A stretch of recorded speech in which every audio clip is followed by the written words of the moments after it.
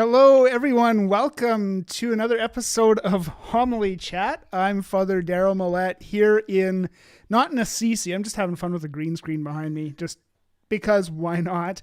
I'm not in Assisi. I'm in Saskatoon, Saskatchewan, up here in Canada, and down south of San Francisco, Father Michael Liliedahl. Hello, Father Michael. Hello, dreaming of being in Assisi. Someday we'll be able to go back and maybe not the first day, maybe not the second day, but I will be on a flight to Europe somewhere and I'll just have to go to Assisi. But here, just south of San Francisco, I can finally say for the first time in a long time, blue skies, blue skies. How glorious is that? Although I know now Wow. on the East Coast, you are getting some of the smoke from out here. So my apologies, but for us at least, blue skies. It's so nice to be back. That's amazing. That's amazing. Getting this episode underway today was a little bit of a last minute operation. I've been trying to fix some network issues. Just for the sake of throwing up something, I put my green screen behind me. And I don't know if you can hear her or not. You might be able to see her. My dog has been running around eating. Now she's drinking. I think she's about to go bark at an animal. So anyway, if you hear or see a dog, you know what's going to happen. It's just one of those days. Like, we were literally trying to get this set up. That countdown thing was going on before. If you watch the episode, you know there's a little countdown timer. It counts down from 4 minutes to the start of the episode. And I think I finally got Chloe, my dog's water set up, and it had about 12 seconds to go. Yeah, So he played it absolutely perfect. So I have to say, when he started this and he said, "Oh, I have a 4 minute countdown," I was like, 4 minutes seems a long time. And now, with 10 seconds to spare, 15 seconds to spare, 4 minutes seems maybe not even long enough. Probably not. And I see we have a few people joining us in the chat. So thank you. Good to see you, Katerina and Claire and Cheryl. And anyone else who's chatting, Facebook or on YouTube, feel free to chime in during the episode. We love to hear from you. Sorry we couldn't get, I'm saying that very Canadian-like, so sorry that we couldn't get the episode up a little bit sooner today, but hopefully this works out all right. So good to see you, Father Michael. No, it's good to see you too. And I mean, today's an interesting feast. I don't know have you had mass yet, or did you get to preach today? I had a funeral, so I Okay. did not have. I think it's an optional memorial today, correct? That is, and it's an interesting one. It has to do with St. Francis, which I love why you have the Assisi up there, but it's not the feast of St. Francis, because I know that's October 4th. Today is something a little bit different, and it's one of those kind of I don't want to say weird ones. It's the optional memorial of St. Robert Bellarmine. Yeah, that's But what I've got here. within the Franciscan community, it's a little bit different. Okay. And I have to find it here just a sec, because All right. we did This is riveting we did, podcasting. yeah, absolutely. But it's I think it's the feast of when St. Francis got the stigmata. So it comes right after his meditation on the Holy Cross and his desire to share in the Holy Cross with the sufferings, just like Mary. Okay. And so you have this feast day today that is celebrated by some communities. I think other people have permission to celebrate it. But how do you preach on days that are kind of celebrating feasts that not a lot of people know about? You have some strange feasts like that. I know we have the feast of, well, the chair of St. Peter always comes up. That's always a kind of a fun one to preach about. But there's a feast day called the Transitus of St. Francis. And I'll let you kind of explain what the Transitus is. I mean, that's the night he died, correct? The night that St. Francis basically transitioned from this world to heaven. And I know, like, the Franciscans honor that in a very special way. The day that he transitioned from this life to the next. So today is, I'm just looking through the ordo here, because he kind of threw me for a loop here. I didn't realize that today was a special Franciscan day. So it's I guess somebody posted, it's the impression of the stigmata of St. Francis. Okay. Now, was that in front of the San Damiano cross? Now, I don't know I know the story that obviously he received the stigmata. I don't know exactly what part of his life. I know that it would make sense that he received it in front of the San Damiano cross. I know that was a cross that spoke to him, telling him to rebuild the church. That's a long way to say, I don't know. But if I was forced to put a bet and forced to put an answer, I would say yes. Okay. Fascinating. Well, I'm just looking up a little something here just to have fun. Because why not? Mm-hmm. But I find it There we interesting. go. I think sometimes we can get so, oh, there we go. So there's the, are you allowed to have taken that picture? Whoever took it and posted it to Wikipedia. So, Okay. okay, full Okay. disclosure. So if you're listening to the podcast, I just put an image of the San Damiano cross from the Church of St. Clair in Assisi. It didn't It's not originate confusing there, but at that's all. where it is nowadays. Santa Chiara. Uh, it's actually, I found it was really profound praying in front of this cross. This image isn't mine. It's from the land of Wikimedia Commons. Hopefully I'm allowed to use it. I'll post maybe a link somewhere, but Mm-hmm, mm-hmm. Because I think you're not actually, when you go in, they have that sign saying, of course, no photography. Is they do it a number of the different churches that have places of significance, not only in Rome, but in yeah. Assisi. But I have to confess, I took a picture of it. I snuck a picture of it. I also, because I went there, I took some high schoolers to Assisi as part of a pilgrimage, and we went into the where St. Francis's tomb is, right, where his body is, which is in the other big church in the town, kind of in the basement, and they have pictures saying, signs saying no pictures. And I went and I took a picture, and I got yelled at by the security guard. And the high schoolers I was with came up to me and said, "Why'd you do it? You could see that. I mean, the sign very clearly said no pictures." I said, it was a calculated risk, and I got yelled at by the security guard, but you notice he didn't make me delete the picture off my phone. So this picture in the Basilica of St. Francis that you're not allowed to take, Mm-hmm. I might have taken it.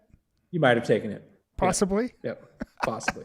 I just hope the Assisi actually, I tourism. didn't realize you I weren't hope allowed to until I took it, and then I saw a sign saying, with the line slashed through a camera. So I'm like, oh well.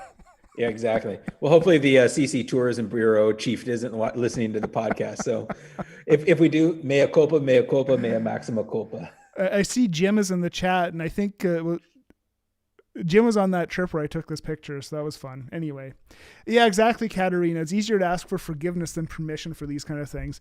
I also found out a way. This is like totally off topic. We're like not on topic at all now. But in the Sistine Chapel, you're not allowed to take pictures either. But what you could do is pretend you're checking Facebook on your phone, and then just kind of take a selfie because stand underneath God and Adam, and then take a little selfie. Mm-hmm. Mm-hmm. Do you know how many pictures like that I've seen pop up on my Facebook feed of people doing that? So I know it's a very common thing, and so don't worry if you want to do it when you go to Rome, I won't tell, and you're not going to get in that much trouble. So. Yeah. I mean, if you get kicked out, it's not my fault. So on that note, how do you preach about things that are kind of strange? In my mind, those kind of days almost kind of write themselves because you just share the story of whatever it happens to be. So if it's an obscure saint, just tell the story of the saint or try to find some information about the saint, because usually those unknown ones have some pretty cool, wild things going on. No, for sure. Yeah. And especially on this, and I think one of the things I'm finding is because I teach high school and I teach the high school boys, and the kind of just the cultural milieu in which they're in, stories that I find just fascinating. Sometimes they find very incredulous. They're like, did something like that really happen? Especially, you get to a story of a person who not only shares the pain, but has the actual wounds of Christ, the stigmata, but they're not crucified. And for them, it's one of these things where, what is the purpose of that? They ask, why would you do that? Why is that something to be desired? And so I find sometimes it can open up a lot more doors, and sometimes they can actually open like a can of worms that you almost have to just start really, really basic. And so again, it's kind of knowing your audience, right? So if they are people who are kind of voluntarily coming to a mass on a Thursday as daily mass goers, right? They probably have heard the stigmata. They kind of understand that a little bit more. Whereas I think it could be a great opportunity, in if you're preaching to, say, a group of high schoolers on a day like this, to talk about, well, how do we share the sufferings of Christ? Because he shares those sufferings with us. Mm-hmm. Because, I think they understand, you can use as a doorway, the desire to share to give support by sharing in the suffering of somebody else.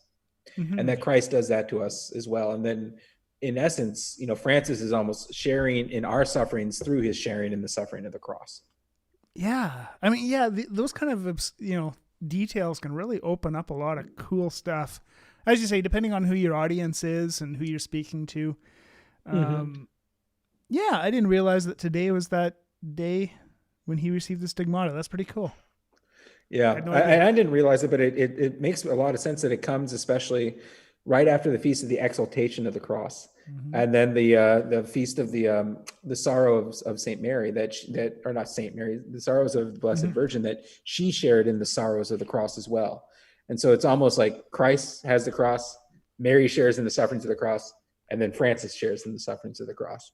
Yeah. So just kind of going right down the line, but we will not be preaching about that this weekend, unless I guess you really want to kind of, stretch to get to that. We'll be looking at a different gospel. We'll be looking actually at a parable, and I have to confess, it's one of my favorite parables. And so I will be proclaiming it today. And so and then I'll be doing a homily on the spot, because I've had a week. And I haven't had a chance to really sit down and look at this. So this episode, you're getting total homily prep for me. I'm workshopping this one. That's part of what this is about. It's kind of workshopping it. So a reading from the Holy Gospel according to Matthew. Glory to you, O Lord. Jesus told his disciples this parable.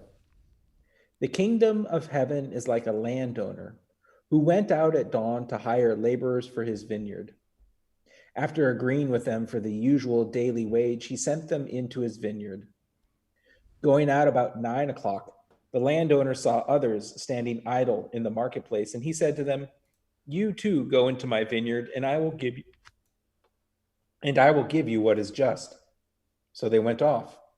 And he went out again around noon and around 3 o'clock and did likewise. Going out about 5 o'clock, the landowner found others standing around and said to them, "Why do you stand here idle all day?" They answered, "Because no one has hired us." He said to them, "You too go into my vineyard." When it was evening, the owner of the vineyard said to his foreman, "Summon the laborers and give them their pay, beginning with the last and ending with the first." When those who had started about 5 o'clock came, each received the usual daily wage.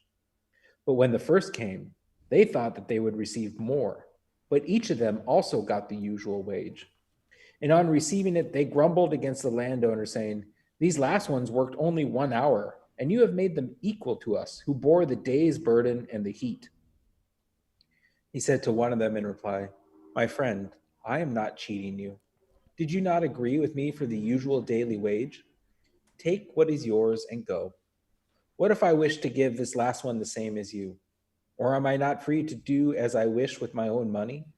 Are you envious because I am generous? Thus the last will be first, and the first will be last." The Gospel of the Lord. Praise to you, Lord Jesus Christ. It's a great story. There's no question. It's there's many ways you could probably take this one. You could talk. Jealousy is an obvious one. When I think of this story, one of the first things that comes to my mind, especially in light of the first reading, which is from Isaiah, "Seek the Lord while he may be found, call upon him while he is near. My thoughts are not your thoughts, your ways not my ways." Talking about the Lord is let that person return to the Lord that he may have mercy on them.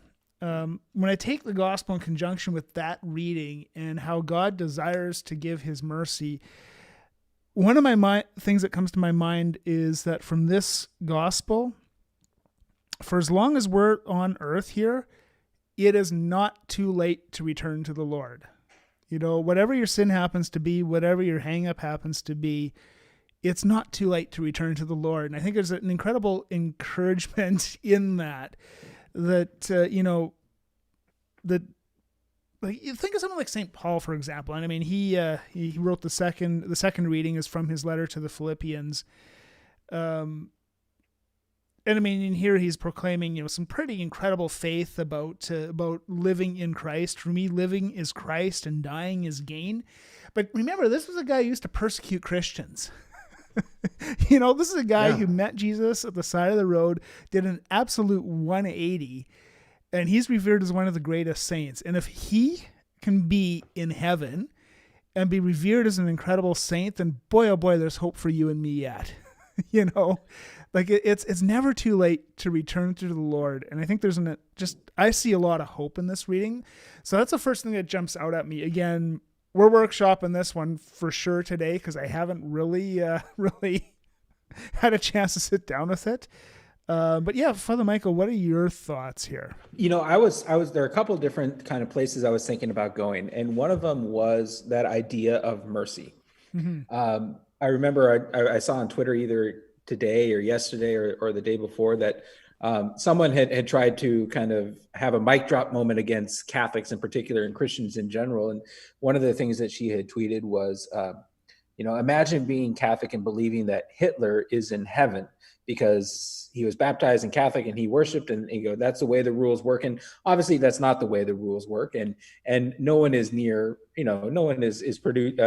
up with the ludicrous idea that we should start a canonization process for Hitler. But I remember someone had replied, and I thought it was a beautiful reply. They said, imagine that of all the things in Christianity, the most scandalous is that God would be merciful. And, it's this idea that, whether you're St. Paul and you have this roadside conversion, and whether, even somebody like Hitler may have had a conversion at the end and come in, right at the very end.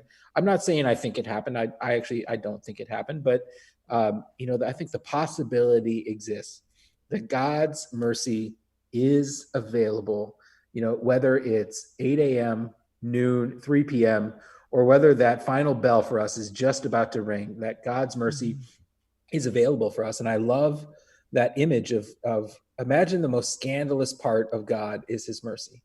And as a sinner myself, I say, I certainly hope so. And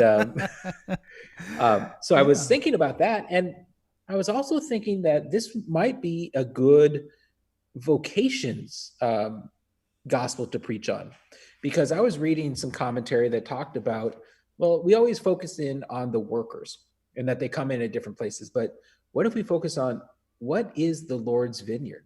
Because it says the kingdom of God is like this vineyard. And you say, okay, well, what is the Lord growing in this vineyard? And, then we have other places in the gospel that, he is the vine and we are the branches. So this is kind of the Lord preparing his people. Mm-hmm. And the Lord is kind of growing his people, and he needs workers at all times. And I think he also needs, in a sense, kind of varied workers. And so you say, it may be a little bit of a stretch to say, well, okay, well, this person is going to work all day, but you can say, well, this person is going to be doing one thing. One person may be tilling the soil. One person may be watering the plants. One person may be kind of trimming back the wayward branches that start to go away. But everyone is going to be doing something different in the field. And in the end, God pays them, right? Not the daily wage. What I also find interesting here is he only makes that agreement with the first people. So the first group that comes, he says, we're going to agree on the daily wage. To everyone else, he says, I will pay you what is just. Mm-hmm. And so when we look at it, we say, okay, what is in essence just? What is a just payment from God? What is a just reward? And it's his full mercy. The just reward of God is the fullness of his mercy. And that's what he's given us, regardless of, and I don't say regardless of the work we do in the essence, like, well, then it doesn't matter what you do. You can do whatever. No. Regardless of the work that we're called to do and when in our life we're called to do it. As long as when we are called, we do the work, we receive the fullness of payment, that just reward, which is the fullness of God's mercy. Mm-hmm. So I'm thinking about kind of tightening that up a little bit and going forward with that, because I like that idea of that we are both called to be a vineyard and also called to be the workers in the vineyard. So that in essence, we're called to minister to each other. And so there are some times when I'm the worker in the vineyard, but there's also sometimes when I'm, the branch that needs to allow myself to be ministered to by other people, so that we can't simply just do it all on our own. I always think of that. There's that beautiful image of Pope Francis in Lent a couple of years ago, when he went and just knelt at the random confessional in St. Peter's, and he went to confession, and he was being ministered to by that priest. He was receiving the sacrament, the grace of reconciliation during that time as well. And so, even in a sense, you could say, this is the landowner steward, right? This is the one who, if anyone on earth is going to be the one shelling out the dollars at the end of the day, it's going to be the Pope. But at that moment, he needed to just be the branch and be tended to by one of the workers in the vineyard as well. And so I think it's a call to us to remember that, we're not doing this on our own. And sometimes we need to be not only the ministers, but we need to be the ministered, the people who are ministered to. Absolutely. Yeah. I mean, it's so many great reminders for all of us. I like how in the comments here, Jim was calling to mind again the first reading, wicked forsake your ways and turn to mercy, but also the Psalm. It's Psalm 145. The Lord is gracious and merciful, slow to anger and abounding in steadfast love. I mean, it ties it all right there. Katerina brings up a really great one. St. Augustine, his famous line from the Confessions, late have I loved you, O beauty ever ancient, ever new, late have I loved you. But, as I was thinking of that, there's also a flip side to this in a way too. That you don't necessarily want to be delaying receiving mercy to the very end. I'm going to get the same thing, so I'm going to go and have, fun with life or whatever, and then just slide in at the very end because, if the people who were called to work in the vineyard at the beginning of the day, and they bore the heat of the day and whatever, but they were living in the grace, if you will, the grace of the landowner the whole day. They were living in the grace of their master the entire day, and that's a tremendously powerful, blessed thing. So to not delay coming back as well and trying to slide in at the last moment, it's kind of balancing the two aspects there. You make a very good point, and it calls to mind, I think, one of my favorite gospel verses from Jeremiah, that, for I know well the plans I have for you, says the Lord, right? Plans for your hope, right, and your future. And I think that's one of the things we forget sometimes is we look at the Christian life as sometimes being restrictive. Look at all the things I can't do. But if we preach rather that, no. When we work as God intended us to work, or as he has called us to work, it's actually the fullness of life. And it can be a little counterintuitive to our modern thinking. But, when we are working in the vineyard, that's the fullness of life. That's the best life we could live, and there's in a sense a dignity in that, and a dignity that upholds us, that makes that life working in the vineyard better than just, in a sense, what is the Lord telling all these people who are standing in the marketplace? Why are you idle? Why are you idle? Right. And that's not something, a conviction we want the Lord to be able to make about us. I called you to be a priest, or I called you to be a father or a mother or a teacher or whatever you are. We don't want the Lord to come to us and say, I called you to this, but why are you idle? Absolutely. This is a very, I'm glad we're doing this now, because now I got something to say for Sunday. So that's good. Katerina actually makes a really interesting point here too. She said, it makes me think of something that came to my mind while reading St. Therese. I assume St. Therese of Lisieux. She grew up faithful, some even thinking she never committed a mortal sin. And then there's those of us who have committed grave sins and had major conversions or reversions. And ultimately, all these perspectives strengthen the church. Because, I think that raises a very important point, that even in the midst of sin, there's no sin too great that God can't teach us something through it. God can't turn and redeem in some way. It might be totally mysterious to our thoughts and our minds, but that he can't just redeem in some way and turn a 180 into glory. Like, again, St. Paul, right? Turning this incredible zeal against the church 180 into an incredible glory. And but getting back to what you were saying as well, Father Michael, the dignity of working in the vineyard, whatever, doesn't mean it's always going to be an easy work. And in fact, we follow a Lord who said, take up your cross and follow me. So working in the vineyard is not necessarily going to be an easy thing to do. In fact, we're going to be often called to cooperate with Jesus Christ to join in his mission, which involved going all out in love, going to the cross, the whole thing. But the grace that's there is absolutely worth it. Jesus never said it'd be easy, but I think he said it'd be worth it.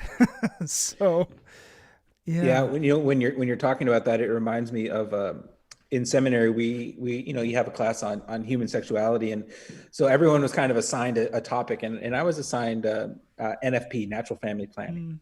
And so I did it by kind of interviewing friends of mine who were married, who were practicing NFP, and asking them, kind of their thoughts, their experiences on this or that. And one of my friends made a fascinating comment. She said, in a sense, kind of exacerbated, and said, you get these pictures of couples holding hand in the rose field. And she goes, that's not it. She goes, it's hard. It's hard, but it's worth it. Mm-hmm. It's well worth it. And I think that can be, almost a microcosm of the Christian life, especially here, right? It can be hard. Yeah. But that doesn't mean it's not worth it. It's well worth it. Yeah, so. Absolutely. Jim just posted a really cool connection in the comments here too.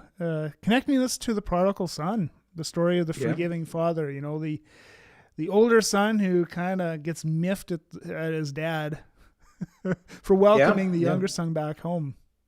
Yeah, no, there is a great connection there. And it brings up something when you were talking that came to mind, is that, even though they're the ones, if we use the analogy that they're the ones who have been working in God's kingdom for the entire day, their entire life. And in the prodigal son, even the older son, had stayed faithful the whole time.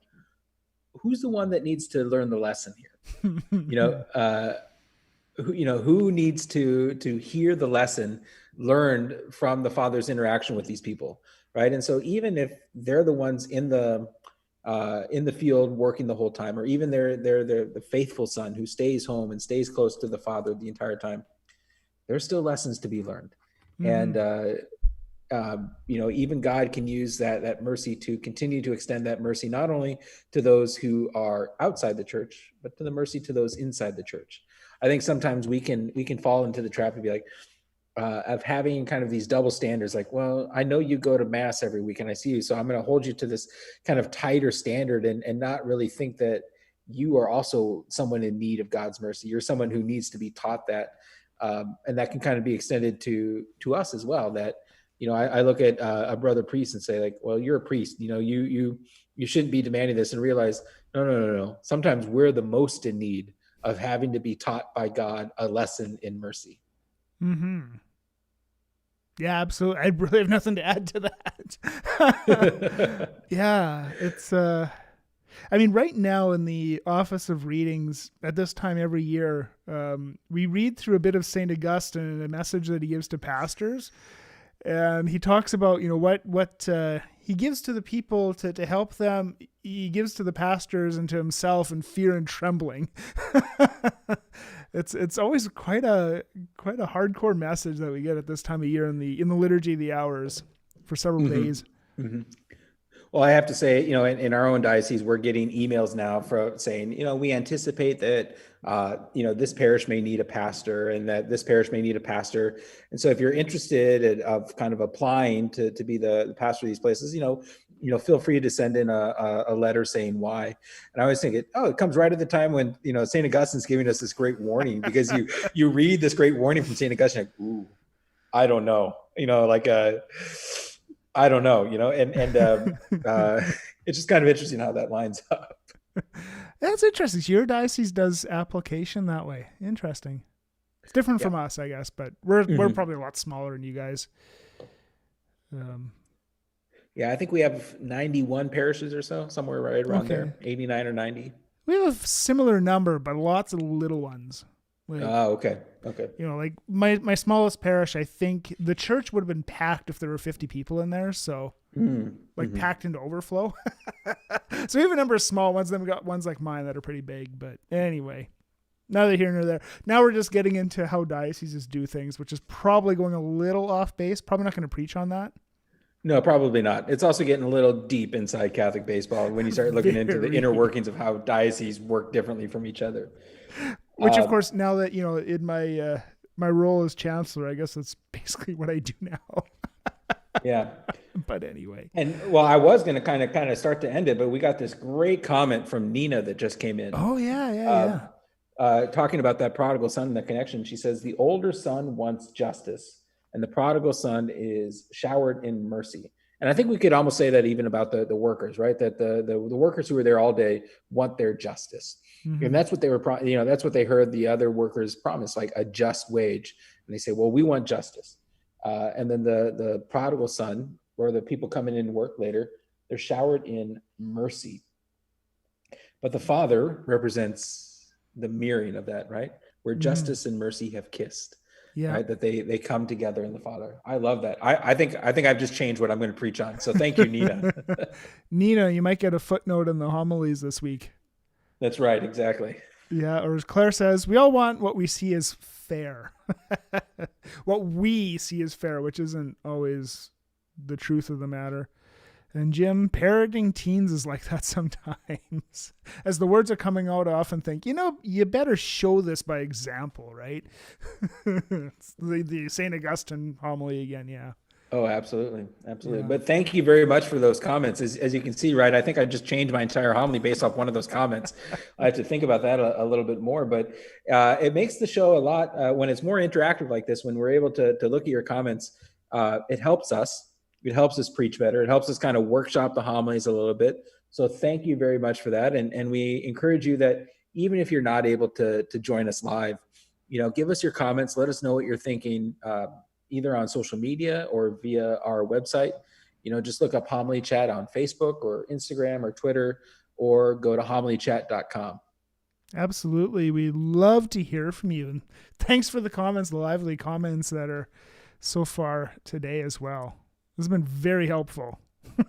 Absolutely. Absolutely. Thank you very much. Because sometimes, as Father Darryl said, this week he had a week. And so he's going to need some of that help that you guys are giving us. So thank you very much. Yes. Thank you. All right. Well, with that, I think we can call it a day. I got meetings not yet, but call it a day for this homily chat episode. That's right. Thank you for taking some time to spend that time with us, and we will see you later. All right. Take care. God bless everyone. Bye.